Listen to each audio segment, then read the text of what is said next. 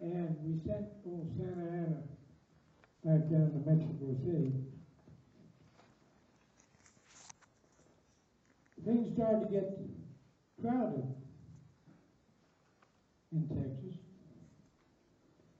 And there was a fellow up there in Texas who'd been there nobody knows how long, and where he was from.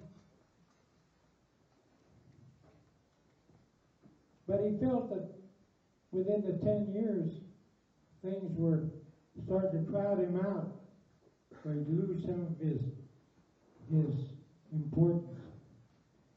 And I'm going to read you what he said, because I could never say it as good as he said it.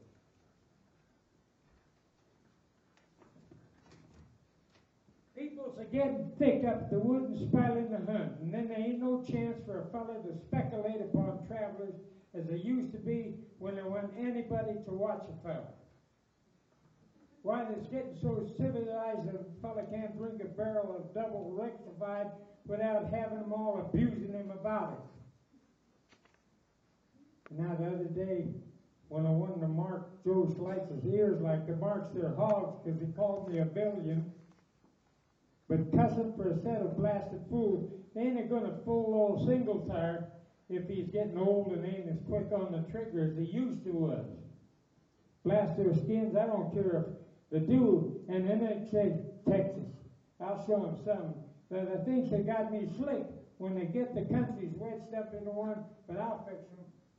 I'll quit and get to Arkansas, where a decent man can live without being pestered, abused, and adjudicated. Well, Ol Singletire had for years ascertained where the line between Texas and Arkansas was. And he built himself a cabin. And when he laid down, half of them was in Arkansas and half of them was in Texas. And then it became the United States. And the people from Texas couldn't pull them across the line because it would create an international incident with the United States. Well, they used to talk to him about it all the time and tease him and kid him and everything like that about it. And this is what he would say to them. Gentlemen, you may fun and fret and quarrel just as much as you please in my house. But as any liquor to be done by these dickin' old things is tar sure. If you strikes, you dies. Show your sense, my friends, and let's liquor. You hand me a gourd of water and pass the bottle, and I'll drink to your better queen. Well, they kept trying to do something, and it came July 1845, 5/29. And the people in Fort Jessup found out that Texas then was going to be part of the United States. In fact, Nancy Jones, in February of 1846, took down the Texas flag and raised up the United States. Well, they come down there, and they were going to go up there, but they thought if there was an argument started, that there might be some bloodshed. So they sent a couple of guys up there with some white flags. And they go up there, and they saw him sitting on the porch with old Skinflint, his rifle sitting on his lap. And he said, well, boys, the time has come in Texas and you is annexated, but I ain't. And I ain't going to be. So take care how you raise my dander. I can shoot some yet.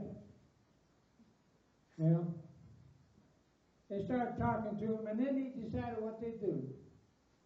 They said, we're going to have a little race. Have a little race. We'll start out with you and several of the boys beside you, and you'll start marching toward the Red River.